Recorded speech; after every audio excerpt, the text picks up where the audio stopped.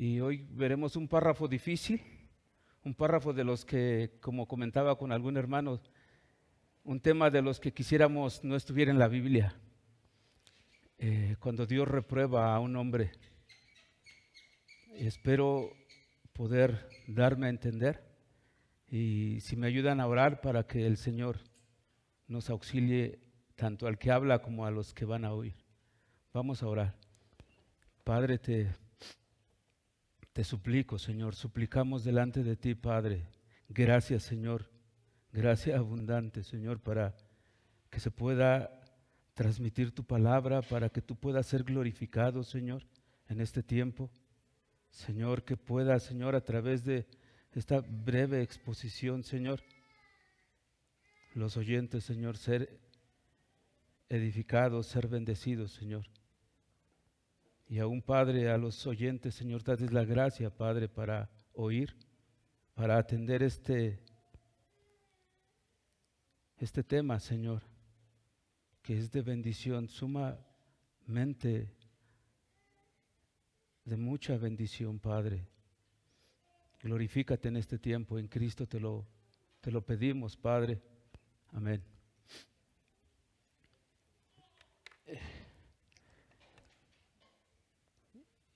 Y quiero comenzar con un breve repaso de lo que vimos la semana pasada con el hermano Chucho. El propósito de Dios, el propósito que Dios tiene cuando al permitir que sus hijos pequen. No es fortuito, hay un propósito bien específico, bien claro.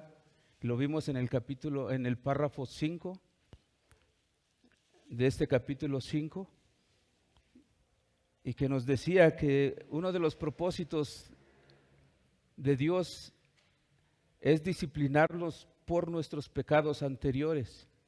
Y ahí tengan en memoria esto, porque este punto, porque más adelante lo vamos a retomar, porque también este es uno de los elementos por los cuales Dios al impío lo condena por la eternidad, por sus pecados anteriores.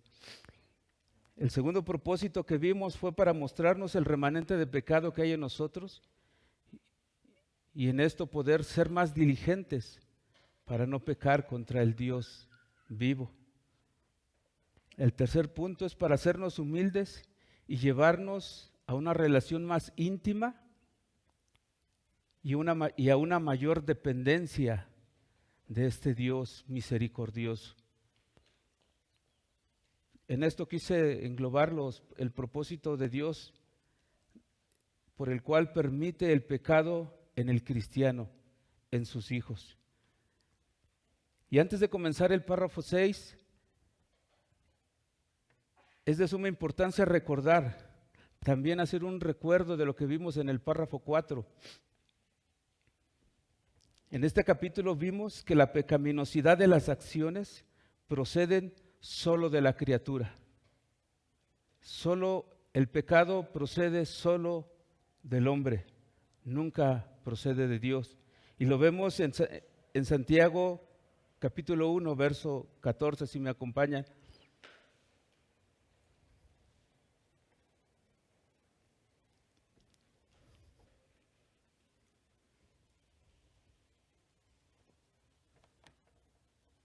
Dice así: que nadie diga cuando es tentado, soy tentado por Dios, porque Dios no puede ser tentado por el mal, y Él mismo no tienta a nadie, sino que cada uno es tentado cuando es llevado y seducido por su propia pasión.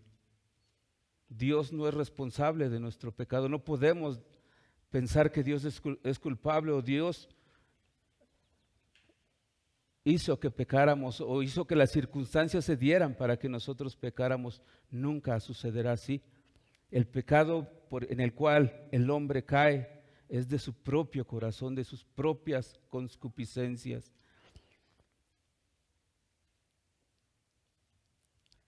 Entendiendo esto, y que lo podamos tener bien en mente, porque vamos a entrar, como lo he pensado en este párrafo, a una espiral donde el corazón del hombre va a ir descendiendo, se va a ir endureciendo. Y no podemos en ningún momento pensar que Dios es el responsable. Veremos la responsabilidad nuestra en cada uno de estos eventos. Y por eso es importante puntualizar este verso de Santiago. Ahora sí, vamos a entrar al párrafo 6 de este capítulo 5 de nuestra confesión de fe. Quiero comenzar leyéndolo completo. Y dice así: en cuanto a aquellos hombres malvados e impíos, a quienes Dios, como juez justo, ciega y endurece a causa de su pecado anterior, no solo les niega su gracia, por la cual podría ser iluminado su entendimiento y obrado en sus corazones, sino que también algunas veces les retira los dones que tenían y los deja expuestos a las cosas que su corrupción convierte en ocasión de pecado, y a la vez los entrega a sus propias concupiscencias, a las tentaciones del mundo y al poder de Satanás, por lo cual sucede que se endurecen bajo los mismos medios que Dios emplea para ablandar a otros. Aquí volvemos a ver lo que en el párrafo 5 veíamos, por sus pecados anteriores. En el cristiano, sus pecados anteriores Dios los usa para poder disciplinarlos y santificarlos.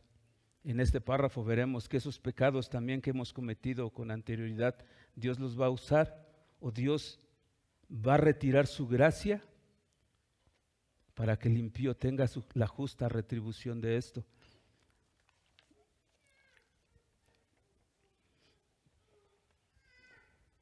Y en este párrafo hay un atributo de Dios que va a brillar, su justicia.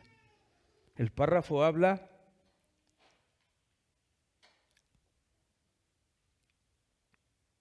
que este Dios justo, por sus pecados anteriores, cegó y endureció el corazón de aquellos hombres malvados. Dios, juez justo. Justicia vamos a ver en este capítulo. En el otro vimos misericordia, amor, cuidado. Aquí todo lo contrario veremos. Si me acompañan a leer, y la confesión nos cita Romanos capítulo 1, verso 24 al 28. Si me acompañan a leer, por favor.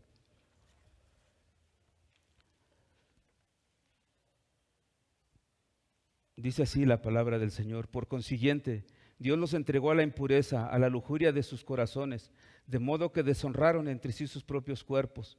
Por esta razón, Dios los entregó a pasiones degradantes, porque sus mujeres cambiaron la función natural por la que es contra naturaleza. Y como ellos no tuvieron bien reconocer a Dios, Dios los entregó a una mente depravada para que hicieran las cosas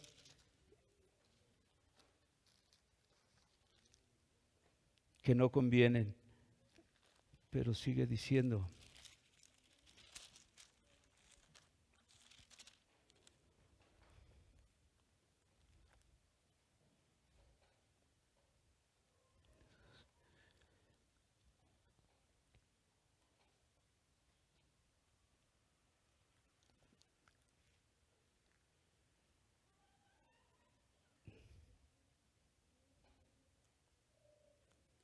leamos, perdón, lo apunté mal aquí en mi texto, leamos en la escritura. Dice: por lo cual también Dios los entregó a la inmundicia en la concupiscencia de sus corazones, de modo que deshonraron entre sí sus propios cuerpos, ya que cambiaron la verdad de Dios por la mentira, honrando y dando culto a las criaturas antes que al Creador, el cual es bendito por los siglos. Amén. Por esto Dios los entregó a pasiones vergonzosas, pues aún sus mujeres cambiaron el uso natural por el que es contra naturaleza, y de igual modo también los hombres, dejando el uso natural de la mujer, se encendieron en sus lascivias unos con otros, cometiendo hechos vergonzosos hombres con hombres y recibiendo en sí mismos la retribución debida a su extravío. Y como ellos no aprobaron tener en cuenta a Dios, Dios los entregó a una mente reprobada para hacer cosas que no convienen. Dios los entregó. 3 veces leemos en estos versículos que Dios los entrega. Aquí en el libro de Romanos, en los primeros 3 capítulos, Pablo nos deja clara la culpabilidad del hombre. El hombre es culpable. El hombre ha pecado. El hombre se ha separado de Dios. Y la confesión nos dice que Dios ciega y endurece. Una pregunta: ¿cuál es la condición del hombre natural sin Cristo? ¿No es esta misma? ¿Dios tiene que endurecer su corazón? ¿O no es esta la condición muerte espiritual? ¿Un corazón de piedra? ¿Ciegos? ¿Es esa la condición de que la Biblia nos narra, nos habla, que es la condición del hombre, consecuencia del pecado de Adán? Por un hombre entró el pecado y con el pecado entró la muerte. Y todos tenemos esa situación en el corazón, en nuestra condición humana. Y entonces, ¿a qué se refiere la confesión cuando nos habla de endurecer y cegar? ¿Cómo es que Dios hace esto en el hombre? ¿Dios es malo?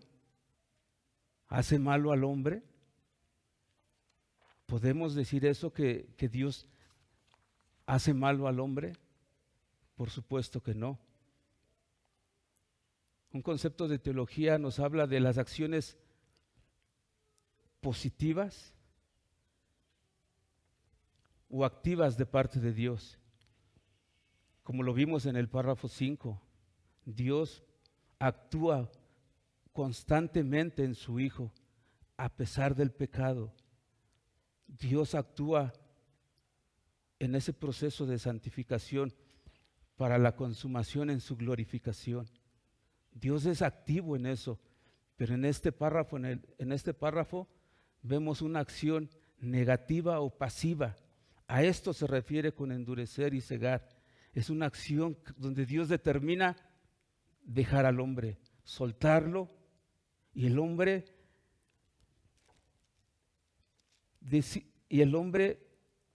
al no tener la restricción de Dios, al ser quitada la gracia común de parte de Dios, queda solo. Y solamente puede seguir lo que su corazón depravado anhela: pecar hasta saciarse. Y al final, ¿qué obtendrá? Su perdición. Esa es la condición del hombre. A esto se refiere la Escritura y la confesión cuando Dios endurece y ciega al impío. Decide no actuar en él. Decide no obrar en su corazón. Eso es aterrador, amigo. Que Dios decida eso en la vida de un hombre es lo más aterrador que yo puedo ver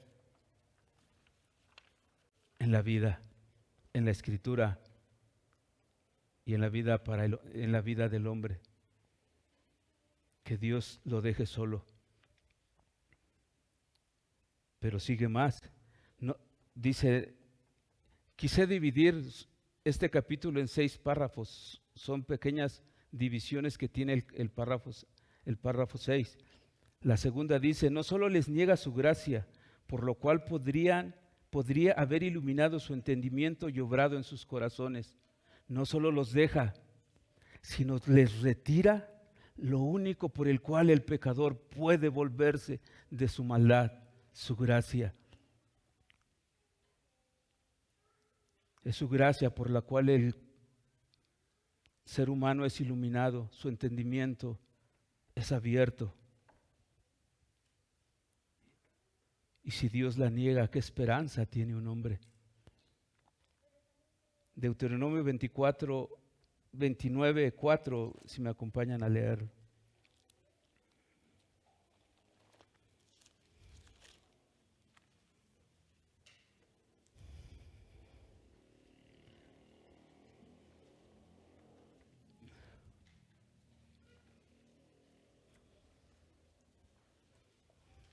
Dice la Escritura, pero hasta hoy Jehová nos ha dado un corazón para entender, ni ojos para ver, ni oídos para oír.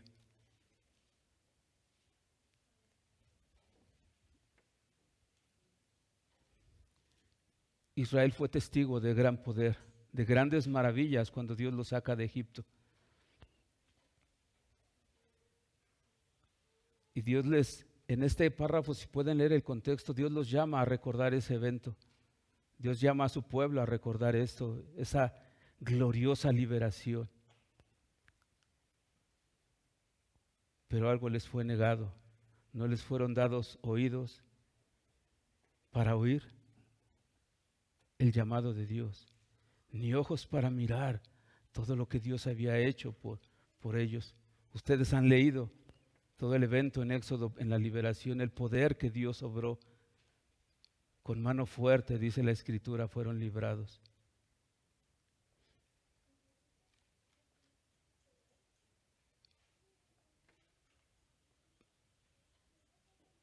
Los suelta,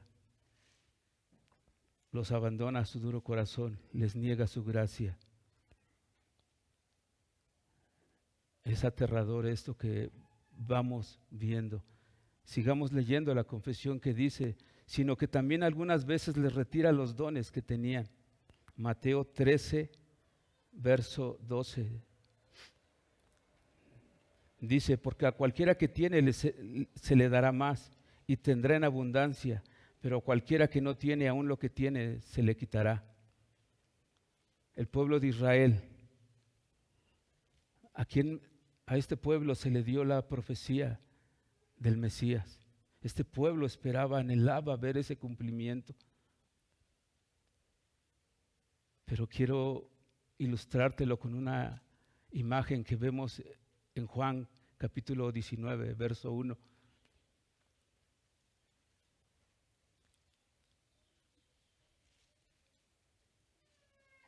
Porque aún lo que ellos creían, al final en el cumplimiento se les negó. Lo esperaban, pero cuando estuvo con ellos, y quiero que mires este evento, el pueblo entrega a Jesús, Pilato manda azotar a Jesús, le ponen corona de espinas, manto púrpura, muy lastimado el Señor.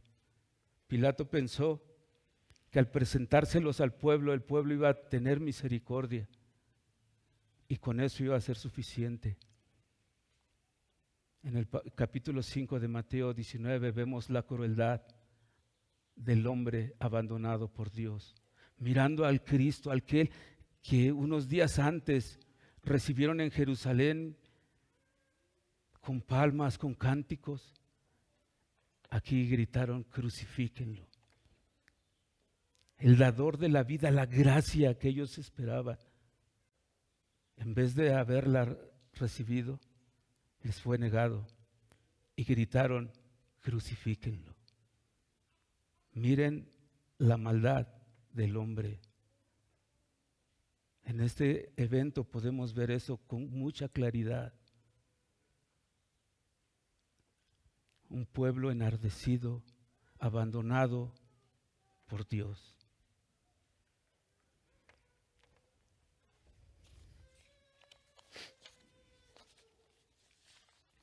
Seguimos leyendo.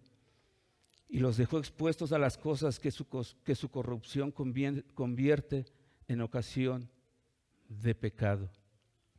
Y aquí vemos algo más en la condición del pecador, del hombre impío, cuando es dejado a su voluntad.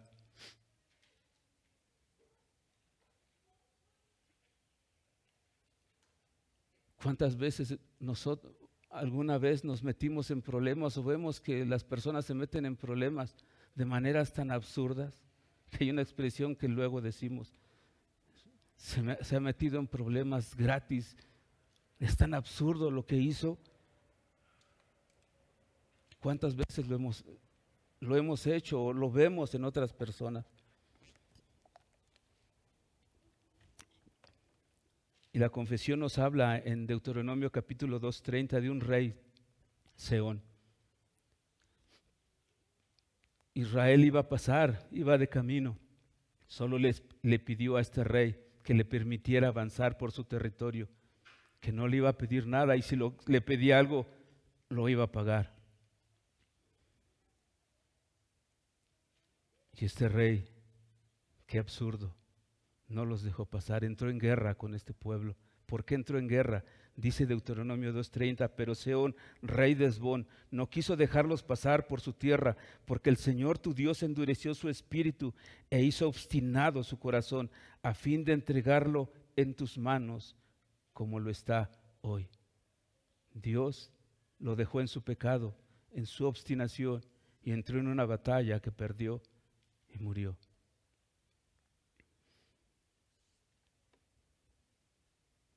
La incapacidad del hombre de hacer el mejor bien.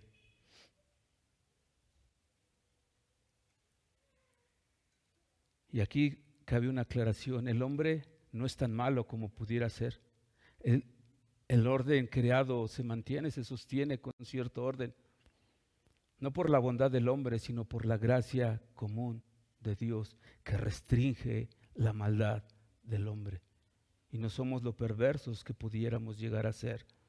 La gracia de Dios no eres tú, no soy yo, es la gracia común que actúa en su creación.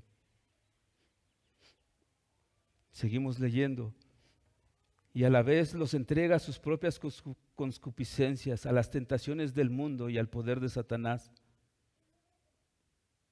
Nuevamente, esta espiral terrible.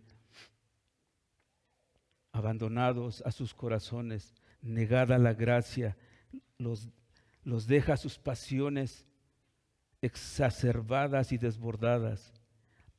Añade a las tentaciones del mundo y al poder de Satanás. Mira la condición.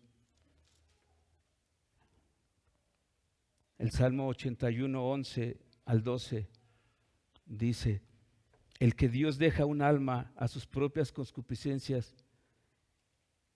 No es cierto. Salmo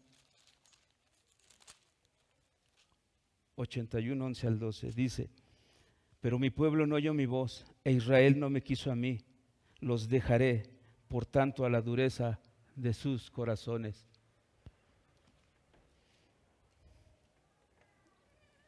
Y aquí sí leemos: el que Dios deje un alma a sus propias concupiscencias es peor que ser abandonados a los leones de este mundo. Ay, dice, va a desgarrar su alma, peor que un león lo haría su cuerpo y lo hará pedazos. ¿Quién lo librará? El que Dios los deje a sus propios consejos es en efecto entregarlos a la ira y destrucción eterna. Cito a George Swinnock, un puritano. También la confesión nos cita a segunda de Tesalonicenses 2, 10 al 12, que dice: y con todo engaño de iniquidad para los que se pierden, por cuanto no recibieron el amor de la verdad para ser salvos. Por esto Dios les envía un poder engañoso para que crean la mentira, a fin de que sean condenados todos los que no creyeron en la verdad, sino que se complacieron en la injusticia. Y aquí cito a Juan Calvino, que dice: Satanás es un ministro de Dios, es el ministro de la ira de Dios. Él no es independiente, es un servidor en las manos de Dios, pero es un servidor de la ira de Dios. William Hendriksen comenta esto, que el pecador es entregado a Satanás solo cuando éste es digno de tal castigo.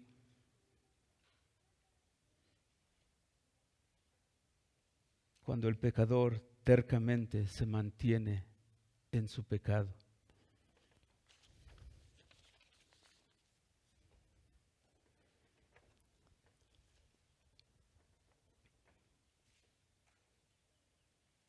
Por lo cual sucede que los que se endurecen bajo los mismos medios que Dios emplea para ablandar a otros. Aquí está un contraste, el pecado. El pecado en el Hijo es para santificarlo y llevarlo más cerca cada vez de Él. El pecado en el impío es para su muerte, para su destrucción, para que sea justa esa muerte.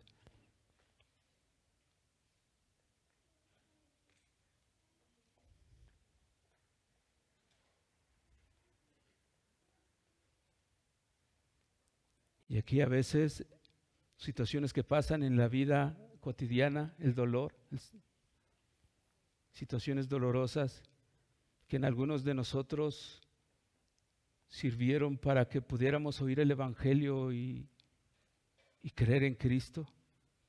¿En cuántos esta misma condición nos sirve para endurecer su corazón? Con Faraón pasó esto. Las citas que nos habla aquí la confesión nos dice que Faraón, cuando veía todo tranquilo, volvía a endurecer su corazón. Cuando veía la aflicción, pedía a Moisés que orara por él, que iba a hacer lo que Dios había pedido. Pero cuando viene la calma, Faraón endurece nuevamente su corazón. Y termina Dios endureciendo el corazón de Faraón. Y endureciéndolo a tal modo que va a morir en el Mar Rojo. La muerte de un pecador a su voluntad. Esa es la condición, esa es la espiral en la condición del hombre, que lo hace miserable cada vez más, imposibilitado de ver la luz. Y aquí es donde se vuelve trascendente este pequeño párrafo en nuestras vidas, tanto para el cristiano como para el que está sin Cristo.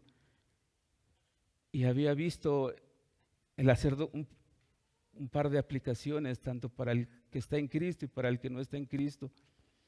Pero quisiera pedirles que me soportaran el leerles una escena de este pequeño libro que yo creo que todos tienen, pero quiero recordarlos, El progreso del peregrino. Que me acompañen a casa de intérprete, donde veremos una escena que narra este evento, esto que hemos leído hoy, el enjaulado.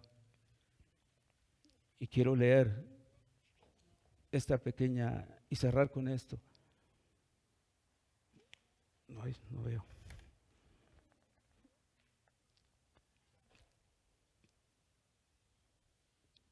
Cristiano, ¿quién eres tú?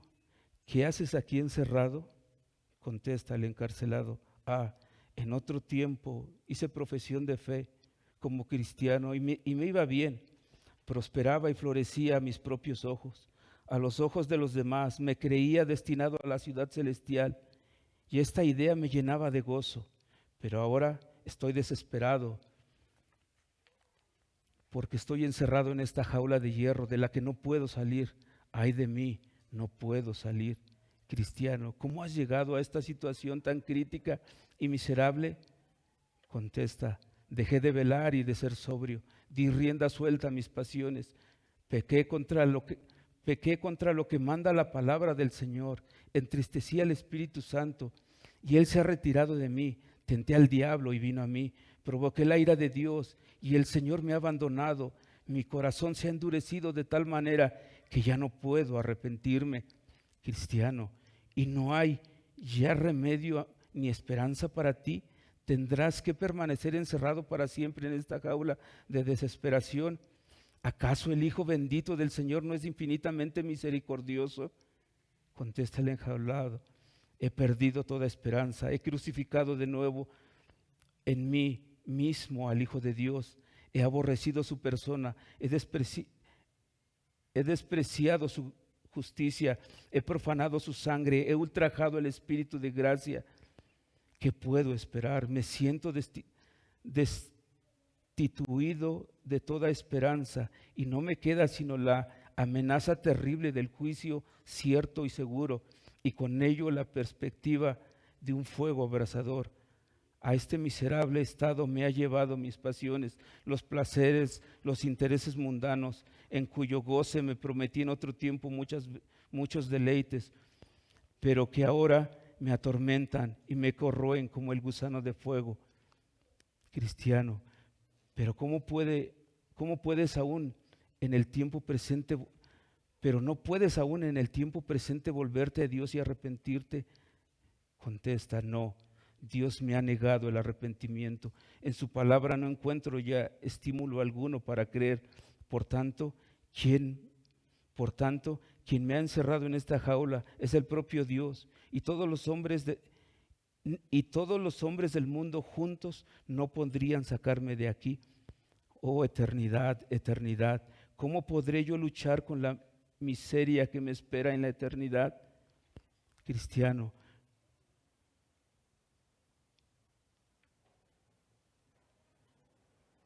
y aquí termina esta imagen. Cristiano, de esto has sido librado. El pacto de gracia ha hecho segura tu redención hasta el final. ¿Cómo hemos de vivir? ¿No hemos de vivir consecuentes a esta gracia? Tú y yo hemos pecado, todos hemos pecado.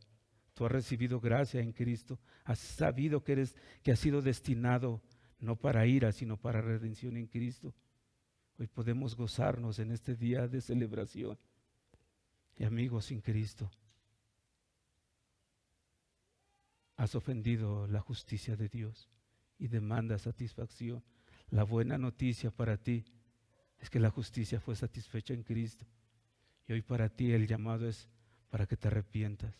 No tienes que descender en esta espiral. Arrepiéntete y ven a Cristo. Amén.